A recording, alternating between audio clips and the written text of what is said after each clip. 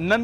1 سپتمبر دی او د پیر ورځ ده زمونږ د نن ورځې خاص پیغام د بې اولاده جوړو دپاره دی. څوک چې د اولاد غونته کې د عظیم نعمت نه محروم دي، ډېرو تکړه ډاکټرز لاړل، ډېر قابل ډاکټرز لاړل، خو تر ننه پورې د هغې د اولاد مسله اواره نه شوله. هغه که د زنانه مسله ده او که د نارینه مسله ده. کوشش تاسو دا وکړئ چې خپله علاقه کې یو تکړه هومیوپیتھک ډاکټر وګورئ، د هغه نه لږ ټریټمنټ والی. مې بي ستاسو ډېرې زیاته وړه مسله وي، خو هغه دوایانې چې کوم تاسو تلي کوم ډاکټرانو تاسو کومې دوایانې خوړلې دي هغه ستاسو په وجود باندې بهتر نه راځي. ما له اکثر دلته بیماران راشي نو زه ورته وایم چې تا ډېر تکړه ډاکټران له تللی. زه اکثر خپلو بیمارانو ته هم دا وایم، ما بل ورځ هم چا یو خبره کړې وه چېرې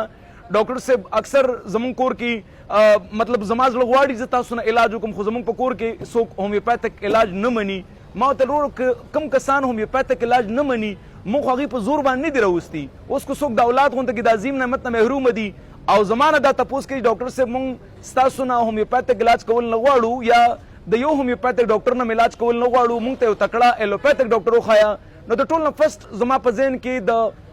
زه به دا ویم که چېرې د پاکستان ذکر کوم، چېرې په پاکستان کې ټول نه تکړه د ایلوپیتھک په سایډ باندې د اولاد دپاره یو بهترین ډاکټر څوک ګوري، ډاکټر شفیق صاحب نوم به ورته اخلمه، ډاکټر مظفر اقبال ترین صاحب نوم به ورته اخلمه، ډاکټر الیاس صدیقي صاحب نوم به ورته اخلمه، میر عابد جان صاحب نوم به ورته اخلمه، ډاکټر ریحان رحیم نوم به ورته اخلمه. او اکثر زه ورته دا یم وروره که تاسو دې ډاکټران له تلي چې دا یو ډېر نوموړي ډاکټران دي زموږ په ایلوپیتھک سایډ باندې، که به ذات خود څوک زما نه تپوس دا کوي چې ایلوپیتھک ټریټمنټ کول غواړم نو زه به ورته ټول نه فرسټ دغه ښایم چې تاسو د ټول نه فرسټ تاسو ډاکټر شفیق صاحب له ورشئ. خو که چېرته یو کس دې له تلي دي دا نه چې دې سره څوک نه ټیکېږي. الحمدلله په لکونه بیماران په کروڑونو بیماران دې سره ټیک شوي دي. دې کې چې هغه کم پاتې بیماران دي چې الله رب الجلال دې په لاس کې ورته شفا نه دی ښودی یا ایلوپیتھک ټریټمنټ د دې دپاره د شفای کاملې ذریعه نه جوړېږي، نو زه ورته بیا دغه دعوت ورکوم چې تاسو له پکار دا ده چې تاسو نږدې خپل علاقه کې یو هومیوپیتھک ډاکټر وګورئ. که چېرته هغې سره هم تاسو ټیک نه یې بیا حیدر مومند هسپتال وزټ کوئ. ذهن کې تاسو دا خبره یاد لرئ چې زموږ په دې هاسپټل کې یوازې زه نه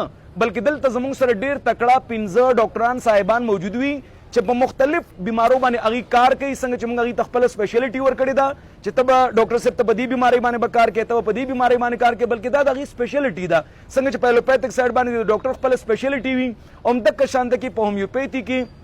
بالخصوص زمونږ په هسپتال کې زمونږ کوم ډاکټرز مونږ سره موجود دي د هغې خپل سپیشلټي ده او هغې د مختلفو بیمارو علاج کوي. که یو بیمار کله مونږ له دلته دننه راشي او ما ته کښېني او زه د هغه بیمارۍ واورم نو ما ته پته ولګېږي چې دا بیمار زما بیمار نه دی، زما سره چې کوم بل ډاکټر ناست وي زه هغه ته ریفر کوم. که دغه شانته کې زموږ سره بل یو ډاکټر ناست وي هغه وګوري او هغه ته دا پته ولګېږي چې دا بیمار زما بیمار نه دی، دا د ډاکټر حیدر علي مومند بیمار دی، د بل ډاکټر بیمار دی، د بل ډاکټر بیمار دی، هغه ته بیا ریفر کوي. نو ټول ذهن کې دا وساتي چې زمونږ په دغه هاسپټل کې یا چې کوم ځای کې زمونږ د هاسپټل برانچ وي په هغې کې یو ډاکټر نه وي بلکې په یو ځای باندې موږ 15 ډاکټران کېنولي وي او که چېرې په هغه ورځ باندې نه وي نو په مختلفو ورځو باندې موږ هغه تقسیم کړي وي او هغې ته جدن موږ خپله ذمهواریانې ورکړي وي او هغه ذمهواري الحمدلله هغې خپل سر ته رسوي. نو هغه ناامیده شوي خلک چې هغه